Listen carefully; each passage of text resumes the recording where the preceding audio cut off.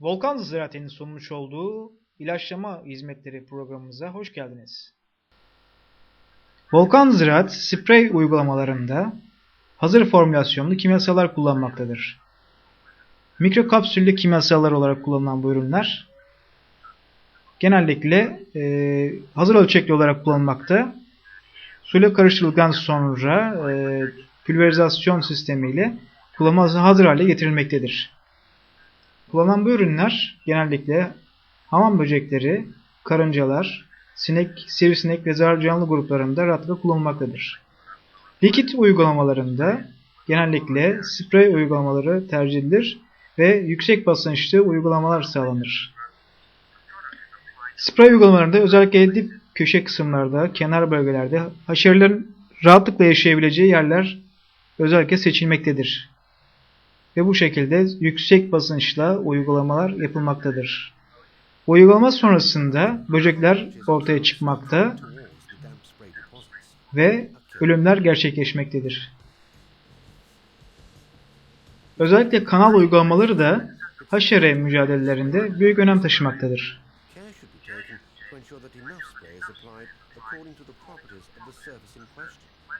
Kokusuz uygulamalar tercih edebileceğiniz en iyi ilaçlama uygulamaları kapsamında bulunmaktadır.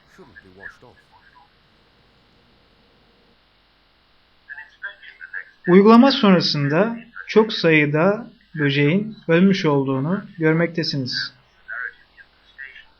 Biz bu haşerelerle ilgili her türlü raporlandırmayı sizlere çalışma sonrasında sunmaktayız.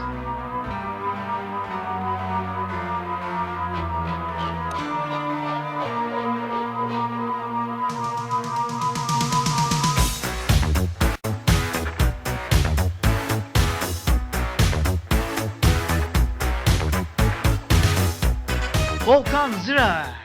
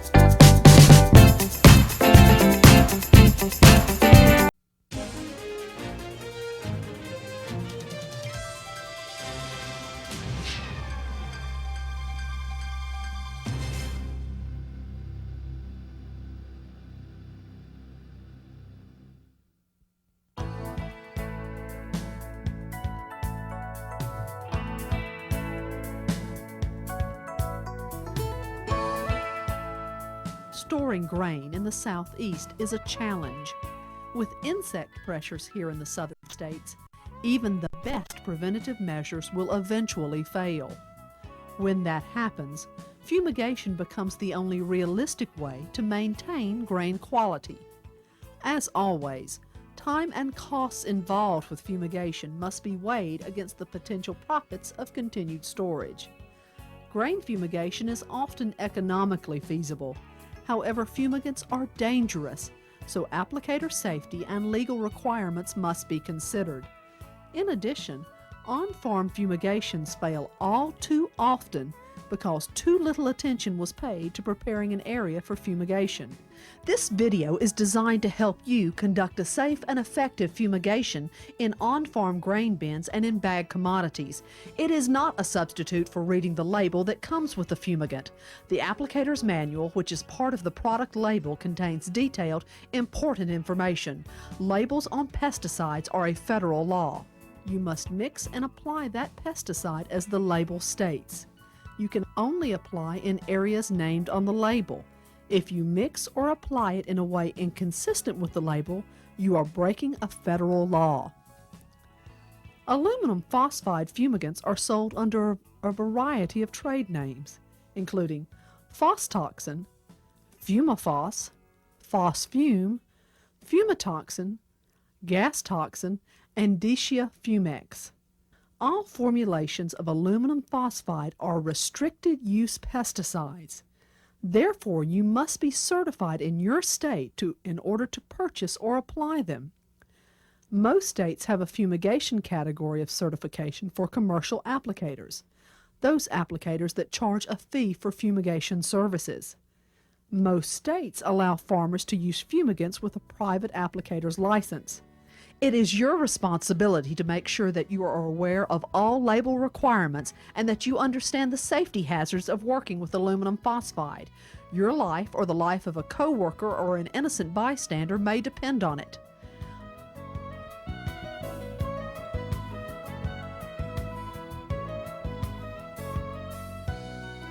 Under the pesticide laws, it's required that pesticides be stored in a locked area that is separate from where humans or domestic animals live.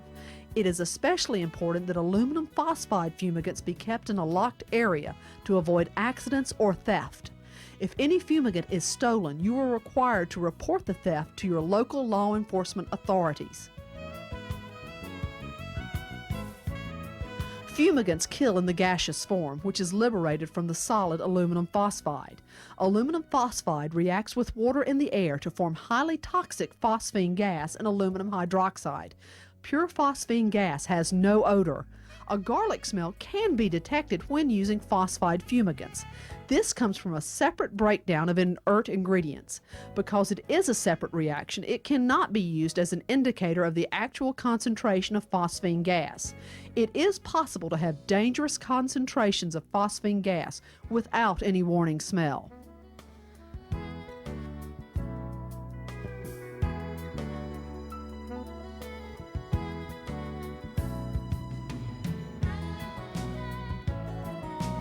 Formulations used most commonly on farms are in tablet or pellet form. Tablets are 5 times larger than pellets. However, phosphine gas is liberated faster from pellets than from tablets because of a larger surface area. The reaction also occurs faster at higher temperatures. Therefore, the fastest rate of gas generation would occur on a hot day using pellets, and the slowest on a cool day using tablets. The following sections will discuss fumigation safety, sealing techniques, dosage and exposure time considerations, placarding, aeration after the fumigation has been completed, and the use of a phosphine gas detector. Finally, we will discuss the preparation of a fumigation management plan. Safety during fumigation must be a top priority. It is important to treat aluminum phosphide fumigants with respect and to protect ourselves from accidental exposure. Fortunately, safety and effective application procedures go hand in hand. Fumigation can be a relatively safe operation if appropriate steps are taken. Respiratory issues are the most critical. Fumigators must dedicate attention and resources to protecting their respiratory systems and the respiratory systems of their employees. Legal and practical issues surrounding respiratory protection include the threshold limit value. This is the legal limit above where respiratory protection must be in place. For phosphine gas, this is 0.3 parts per million in an 8-hour time-weighted average, or 1 part per million in a short-term 15-minute time-weighted average. Let's go to Dr. Wheeler-Foshee, pesticide education specialist for some more thoughts on pesticide safety. I'd like to share with you the safety concerns and personal protective equipment that you'll use when applying aluminum phosphide. As you've already been told, aluminum phosphide combines with water and air to produce a very toxic gas, phosphine gas. And to say the least, this material is extremely dangerous. When you purchase aluminum phosphide and you look on the label here, you'll notice that there is a symbol here, and it's a skull and crossbone, and that skull and crossbone is determined by EPA through toxicological tests. And frankly, this just means that a little bit of this stuff will kill you. And so we need to be very cautious when we use aluminum phosphide tablets. And so let's talk about a few of the things that you need to know about. For instance, 0.3 part per million, that's 0.3 part per million, is a threshold limit. Now, a part per million is something that we talk about a lot in pesticides and in chemicals and so forth. But what is a part per million? Well, 1 part per million, to help you have perspective, is 1 inch in 16 miles, or 1 drop in 50 gallons of water, or 1 second in 12 days. So at 50 parts per million of phosphine gas, your life can be endangered. 50 parts per million, so that's 50 inches in 16 miles to help you gain some sort of perspective. Now let's talk about some of the protective equipment that you need to wear. You need to wear cotton gloves so that moisture does not condense there and you produce phosphine gas when handling the canisters here. So you need cotton gloves whenever you're handling the tablets, getting ready to apply it. Now, as far as a respirator goes, not every respirator will help you. Here is a full face mask type respirator, and this is very useful for putting out many agricultural chemicals, but it's absolutely useless when applying aluminum phosphide tablets. This one here I like to show, this is just a dust mask. And as I would tell you, this, about only good this would do is keep the dust off your face on your ride to the morgue if you wear one of these, because it'll absolutely give you no protection at all. What you must purchase and wear properly is an approved aluminum phosphide canister type respirator that has this olive green and purple stripe on it. Now this is very important because this particular canister has the right filtration in there to protect you. If phosphine concentrations are below 15 parts per million, the gas mask and canister that Dr. Foshi showed you can be used. The gas mask can also be used in an emergency to escape from concentrations of up to 1,500 parts per million. Appropriate gas masks and canisters can be obtained from suppliers that serve the fumigation industry.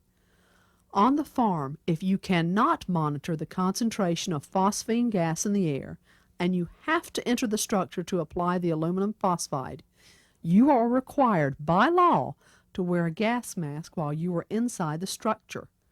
A self-contained breathing apparatus must be available locally if it is not available at the fumigation site.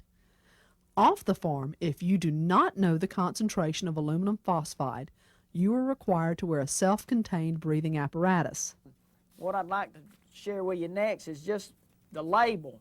You need to be sure and read this label and become familiar with the label. Just for instance, in here there's a note to the physician. I find it quite interesting to read part of this, kind of to drive the point home. One of the things it says here in the note to the physician is there is no specific antidote known for poisoning from phosphine gas. So if you're poisoned with this, you can't go to the hospital and get a shot of atropine or some other antidote and recover quickly. What it does tell the physician to do is to treat your symptoms. Like, for instance, it says in sufficient quantity, phosphine affects the liver, kidneys, lungs, nervous system, and circulatory system. And it causes lung edema. In other words, your lungs will fill up with fluid, and obviously a death can occur from high amounts of, or even low amounts in that effect of phosphine gas. So be sure to follow these precautions. Be very careful. If you follow these precautions, you should be able to use this material in a relatively safe manner. When phosphine gas builds up to a concentration greater than 18,000 parts per million, it can burst into flame or explode. Therefore, aluminum phosphide products should not be stacked or piled up or allowed to come into contact with standing water. This causes a temperature increase, which increases the rate of gas production and the likelihood that a fire or explosion will occur. Phosphine gas can cause erosion of copper, brass, and other copper alloys. Phosphine gas will penetrate through bagged products and grains to completely fill an area. This property makes it a valuable pest control tool. However, it is very important to consider how phosphine gas will move during the fumigation process. Accidental leaks could harm workers and bystanders. If too much phosphine gas leaks out, some or most of the target pests can survive because gas concentrations never became high enough within the structure. Phosphine gas will move through small cracks and openings, which makes sealing leaks a challenge. It will eventually move through a large variety of materials such as concrete, cinder block, and plastic. Phosphine is just slightly heavier than air. It will sink to a certain degree. However, it is light enough that it will move with air movements. In steel bins, if your eaves are not sealed, it will move through the eaves. That's why it's so important to think about where you need to seal leaks and to characterize your fumigated area to know where you need to monitor to prevent accidental exposure to phosphine gas. Air monitoring devices determine the concentration of phosphine gas in the air. It is important to monitor worker exposure and environmental exposure during a fumigation. The gas detectors can also be used to determine the concentration of air inside the structure that is being fumigated. If the concentration is too low, more fumigant can be added. Information about air monitoring equipment is available from fumigant manufacturers and distributors. Safety equipment catalogs also provide valuable information and help in choosing the appropriate equipment. Two methods are commonly used to monitor the concentration of phosphine gas in the air. One method is using a handheld continuous exposure meter with a digital display. This meter may be able to monitor gases other than phosphine. A monitor that can detect oxygen, lower explosive limits, phosphine gas, and carbon monoxide could be very useful on the farm. In Alabama, 5 phosphine gas detectors have been purchased with wheat and feed grain checkoff funds. These are available for Alabama farmers to use when conducting a fumigation. For information on where to borrow these detectors, contact the nearest office of the Alabama Cooperative Extension System. Similar programs may be available in other southern states. The second method consists of using tubes that change color to indicate the gas concentration. These tubes are used with a special pump that draws a sample of air through the tubes. The further the color goes along the tube, the higher the gas concentration. Different kinds of tubes are used to indicate different gas concentration, so each type of gas requires a different tube. Low-level detecting tubes for concentrations from 0.15 to 5 parts per million are suitable for most uses. Extension hoses are available so that inside air can be sampled from the outside. The Occupational Safety and Health Administration classifies most structures in which commodities are stored as permit-required confined spaces. A confined space is any enclosed space that has limited means of entry or exit and that is not designed for continuous occupation. If the atmosphere is potentially hazardous, or if there is a chance of a person becoming engulfed by solids or liquids, the confined space is classified as a permit-required confined space. This means that a safety procedure for the use of that space must be developed to make everyone aware of potential hazards and to define the safety precautions that must be taken before anyone can enter the space. On-farm grain bins and on-farm stored commodities are exempt from the confined space permit requirements. However, that does not make them any less dangerous. During a fumigation procedure, observe the following safety rules in addition to the rules specifically related to fumigation. Wear a safety belt or harness equipped with a properly fastened lifeline if the commodity is more than waist high in the stored structure. The surfaces of stored commodities can be unstable, causing the commodity to collapse and workers to be engulfed or suffocated by it. Suffocations have occurred in gravity and auger wagons and trucks, as well as in grain bins and silos. Wearing a safety harness will also prevent injury due to falling from a bin or silo. Always have someone outside the storage structure in case of an emergency. Never attempt this kind of work alone. If a storage structure has a ventilating fan, turn on the fan to thoroughly ventilate the structure before anyone enters. Grain dust can build up potentially explosive concentrations within a bin, and spoiling grain can give off enough carbon dioxide to reduce oxygen and cause suffocation. Do not allow anyone inside a confined space storage structure while the commodity is being added or removed. Accidents often occur when someone tries to break up crusted material while the commodity is being drawn out of the structure. From the outside of the bin, use a pole or weighted line to loosen crusted material inside the bin. To kill the bugs, you have to have a certain concentration of gas. If you do not have that concentration of gas with the right amount of time, you've wasted your time and your money. Seal all potential gaps to increase the gas concentration in the bin. The length of time a lethal concentration of phosphine gas is held is more important than the maximum concentration. It often means the difference between success and failure of an on-farm fumigation. Phosphine fumigation needs at least 200 parts per million for a period of time to have a good chance of success. Levels as low as 100 parts per million will result in success if it can be held for an extended period of time. Generally speaking, lethal concentrations of phosphine gas must be maintained for 2 to 3 days in order to get a good kill throughout the grain mass.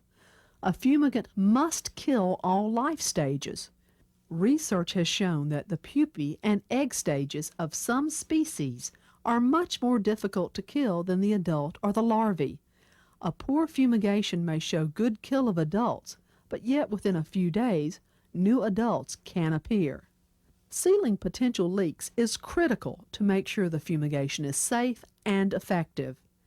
Even small holes in the structure can result in significant leakage and disappointing results.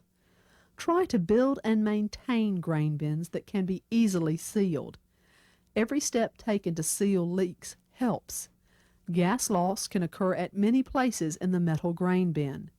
These bins were not designed to be sealed tightly.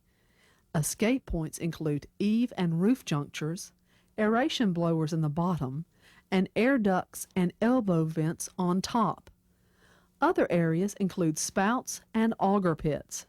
The best time to seal cracks and holes in bins is before the grain is loaded.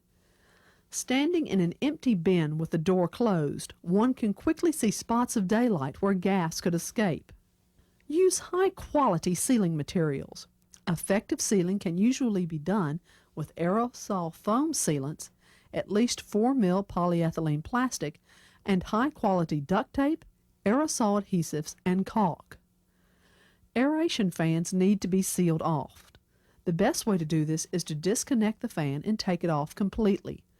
Otherwise, cover the fan with plastic and duct tape and seal any remaining cracks and bolt holes with foam sealant.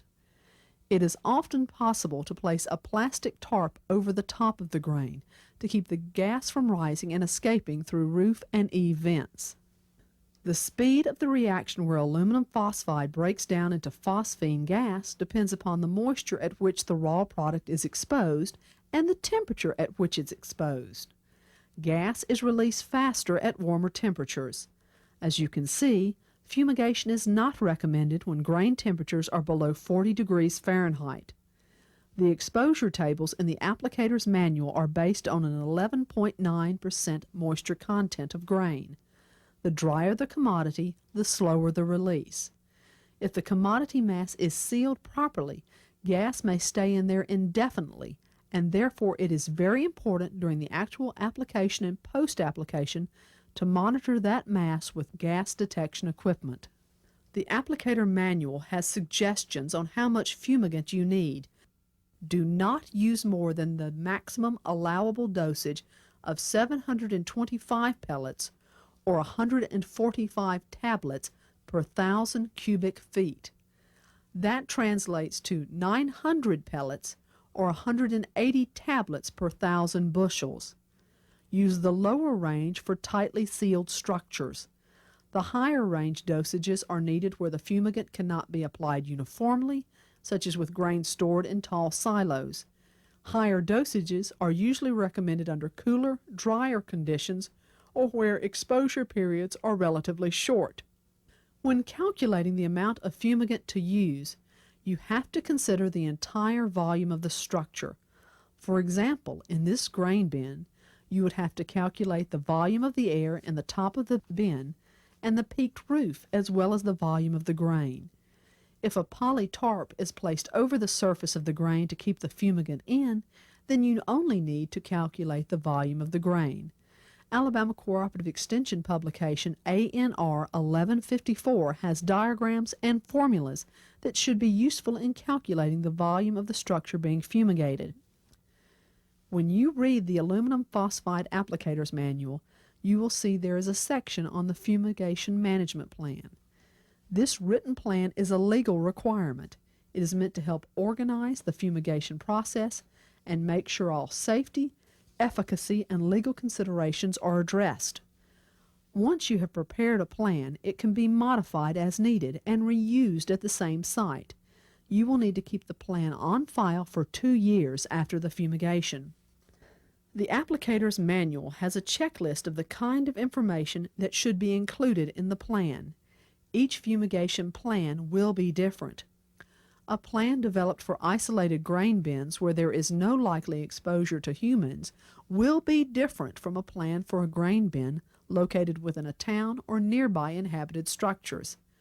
This plan, designed for grain bins located near the farm office, took about half an hour to prepare after the applicator has read the applicator's manual. In the plan, you need to document who, what, when, where, how, and why.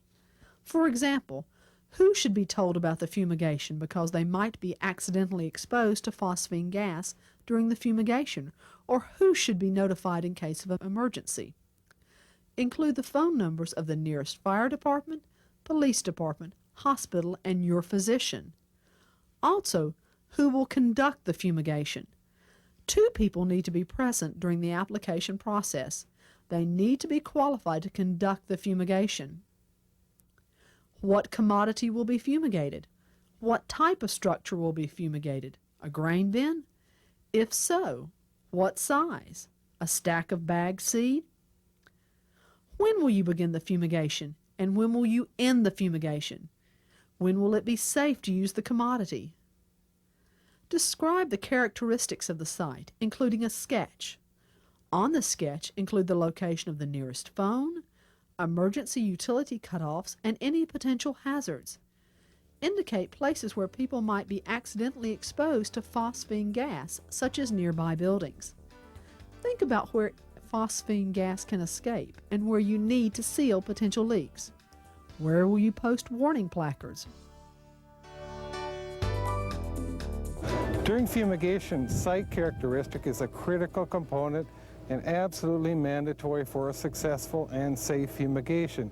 For example, this facility, if we wanted to fumigate this bin, there's 3 particular issues safety-wise that are involved. Number 1, the fumigant would follow the leg up in there and distribute down into the other bins and this feed mill. So if we had workers or ourselves in there, there's likely a potential exposure to the fumigant itself. A second issue is how close is the area we're fumigating to the proximity-wise to where our workers or ourselves are going to be. On this particular one, we likely have fumigant coming through the seams and potentially entering in there. And where legally and practically it's a good idea to monitor that to make sure we don't have any exposure. A third area with this particular facility, there's a conveyor that runs down the middle of it that's connected to the bins and the feed shed. You would have fumigant moving in there, following the conveyor, and potentially exposing workers. In this particular facility, chances are we would have to close this down for safety reasons. And it's very important to minimize exposure to ourselves and our workers. How will the structure be sealed? How will accidental exposure be prevented? How will you apply the aluminum phosphide pellets or tablets? How will you monitor gas concentrations? How will you aerate the structure? Why was the fumigation necessary? Give a copy of the finished plan to the required emergency agencies. Make sure that the applicators have a copy of the plan and a copy of the label, including the applicator's manual, at the fumigation site.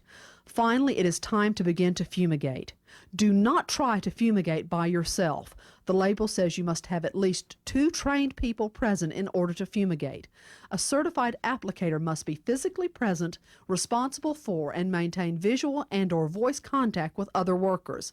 If the structure has to be entered to apply the fumigant, it is best to have at least 2 people inside and 1 person outside. If you plan to tarp the surface of the grain, have the tarp on top of the grain ahead of time and carefully fold it back so you can apply the fumigant tablets. Make sure that you have a rope attached to the tarp that leads to the top of the grain bin, so the tarp can be pulled back from outside the grain bin after fumigation. Open the fumigant containers outside the structure to be fumigated.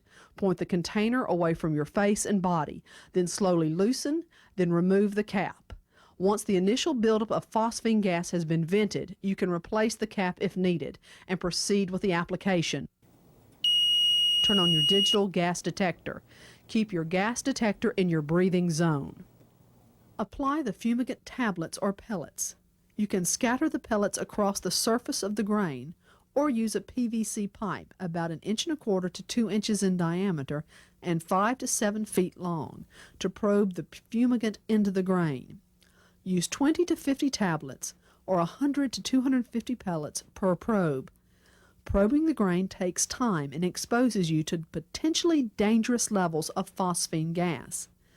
If the bin is well sealed, this step is unnecessary. If you are scattering the fumigant on the surface, take care not to pile large piles of fumigant where explosive concentration of gas can occur. Unfold the tarp if you are using one and then get out of the bin. If the bin has an aeration fan, you can put up to 25% of the fumigant in the aeration duct. Make sure the duct is dry before adding the fumigant. Consider putting the material on a cardboard box cover or something similar that keeps the fumigant away from any hidden standing water. Finish sealing the aeration duct. Placards must indicate who did the fumigation, the materials used, when the fumigant was introduced, and when re-entry can occur. Put these on every entry into the bin, side doors, and next to the ladder. The applicator manual explains exactly what must be on the placard. After the fumigant has been introduced, monitor the air around the bin to see if there are any leaks. If you find leaks, seal them using more plastic or expanding foam. If gas levels inadvertently exceed permissible levels in nearby work areas, remove all workers from that area. Check gas levels as often as possible during the fumigation, as noted in your fumigation plan. Monitor gas levels outside the structure as well. To monitor gas inside the structure, you can put monitoring ports such as this hose that lead from the inside of the structure, yet can be unsealed and attached to an air monitoring device. Keep a written record of all gas concentrations. If the gas concentrations are too low, more fumigant can be added through specially designed ports, providing exposure to the applicators does not exceed permissible levels. Consider a lockout device to keep people away from the area being fumigated. The end of the fumigation is just as important as planning in the beginning.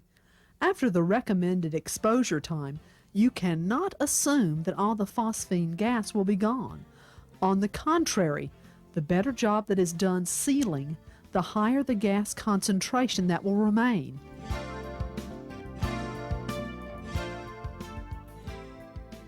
Your fumigation plan will include a plan on how to get the fumigant out of the area. In a grain bin, this usually involves unsealing the top of the bin and unsealing the aeration fan. Run the fans until the phosphine gas is below 0.3 parts per million. Once the concentration of phosphine is less than 0.3 parts per million, you can remove the placards and re-enter the structure. If the grain is to be used as animal feed, the concentration of the gas must be lower than 0.1 part per million. If a gas detector is not available, run the aeration fans for at least 48 hours to make sure the gas has dissipated.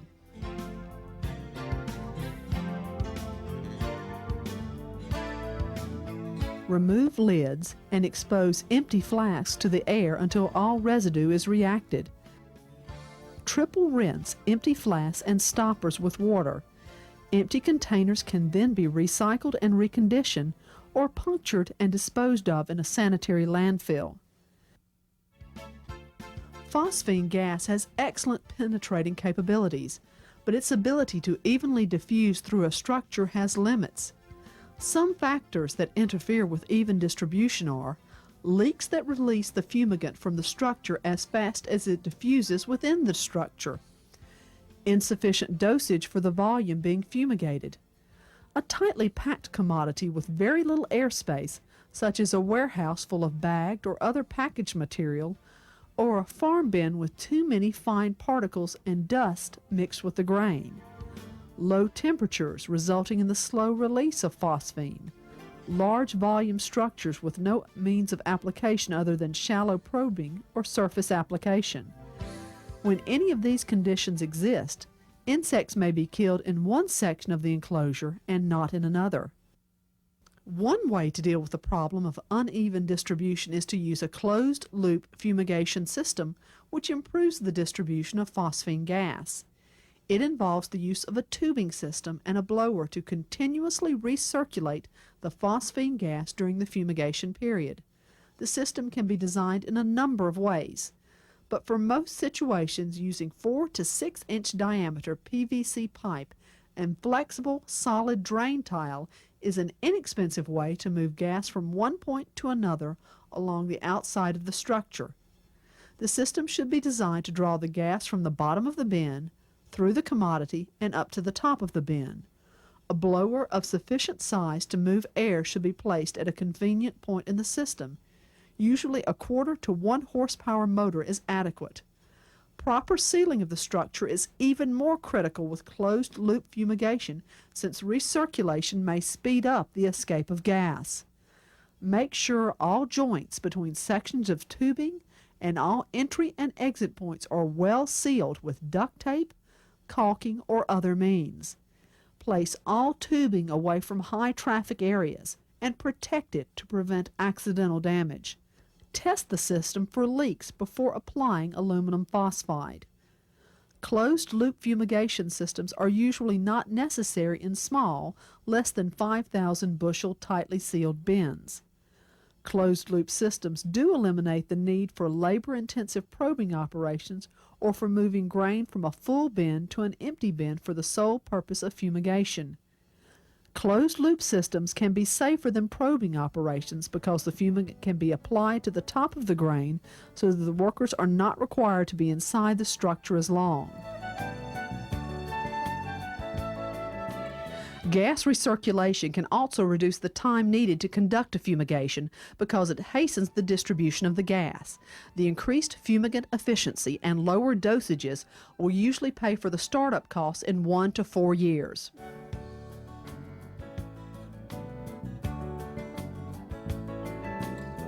One of the easiest and least expensive ways to provide a relatively gas-tight enclosure is by using plastic sheeting or tarps to enclose the commodity. The volume of these enclosures may vary widely from a few cubic feet, for example, a tarp placed over a small stack of bagged commodity, to a 600,000 bushel capacity plastic bunker. Cover the bulk or packaged commodity with polyethylene sheeting. Tape sheets together if necessary. Use 4 mil thick polyethylene plastic for most applications. 2 mil plastic may be adequate for small jobs in sheltered areas. Do not forget about the floor under the commodity. If it is porous like wood, move the commodity onto 4 mil plastic and then cover it. Seal the plastic covering to the floor by taping, weighing down the ends of the plastic with soil or sand, or use some other suitable means of sealing.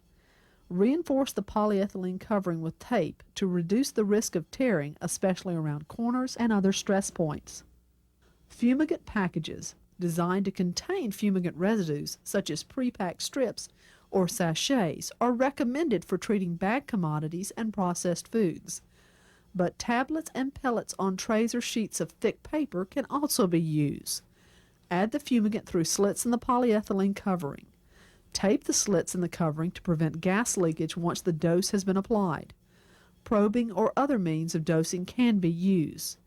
Do not apply large amounts of phosphine fumigant at any one point. Place the fumigant below the surface of the commodity if condensation is likely to form beneath the polyethylene.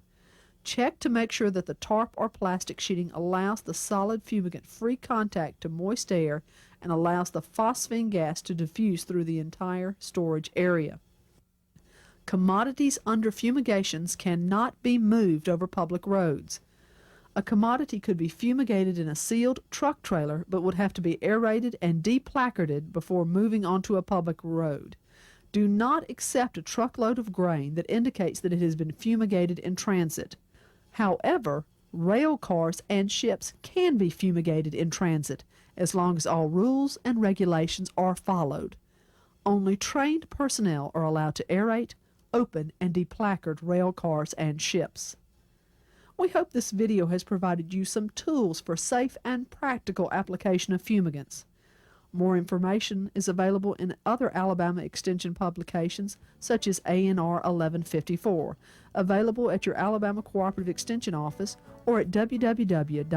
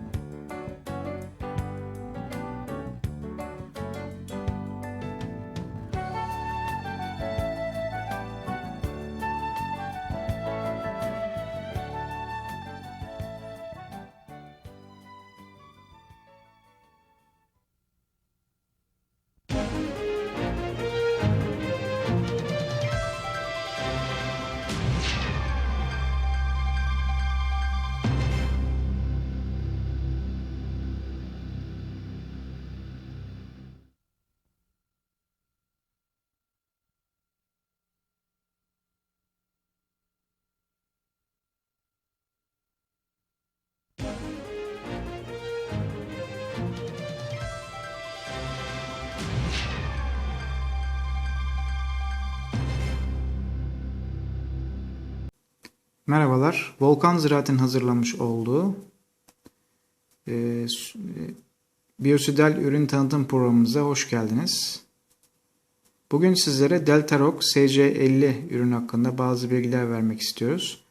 Deltarock SC50 suda süspansiyon konsantre bir üründür. Formülasyon şekli solüsyon konsantredir ve aktif madde olarak deltametrin %5 içermektedir hacmen. 50 gramlık ambalajlarda satışa sunulmuş olan bu Deltarock ürününde neler göze çarpıyor? Bunları inceleyelim isterseniz.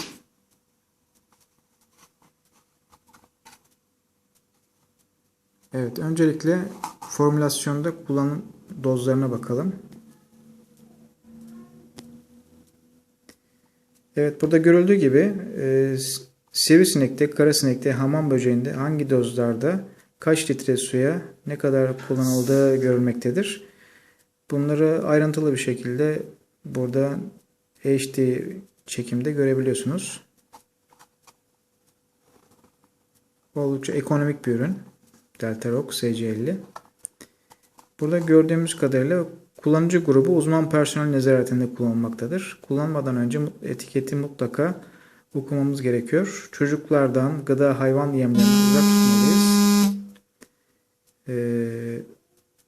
Buhar ve zehirlerini solumamalıyız. Uygulama hazırlık aşamasında mutlaka maske, koruyucu elbise, eldiven ve gözlük kullanmamız gerekiyor arkadaşlar. Evet, insan ve çevre sağlığı üzerine risklerini önlemek için kullanım talimatına mutlaka uymamız gerekiyor. Diğer özellikleri burada görmektesiniz. Herhangi bir zehirlenme durumunda lütfen 114 nolu zehir danışma merkezini arayınız. UZEM olarak geçmektedir. Deltaroc ürünü Mavi İlaç şirketi tarafından üretilmekte ve satışa sunulmaktadır. Volkan Ziraat olarak biz de bu ürünün satışını yapmak istiyoruz. Siz değerli ilaçlama şirketlerine ve ilaç uygulayıcı kişilere bu ürünü güvenle sunuyoruz. Sağlık Bakanlığı ruhsatlı bir ürün olan Deltaroc SC50, insan sağlığına zararı olmayan, kalıcı özellik taşıyan ve koku leke bırakmayan bir üründür. Özellikle ev ilaçlamalarında, gıda üreten iş yerlerinde haşere, sinek, karınca gibi zararlı canlılara karşı hamam böceğinde Alman tipi, Amerikan tipi hamam böceklerini rahatlıkla kullanabileceğiniz çok iyi neticeler veren bir ürün grubunu oluşturmaktadır. Deltaroc SC50 ilaçlama şirketlerine özellikle halk sağlığında kullanmak amacıyla evlerinizde de kullanmanızı tavsiye ediyoruz. Güvenle kullanacağınız bir ürün Deltaroc. İlginiz için teşekkür ederiz. Bu ürünü Volkan Ziraat İlaçlama Şirketi'nden ulaşabilirsiniz. Teşekkürler.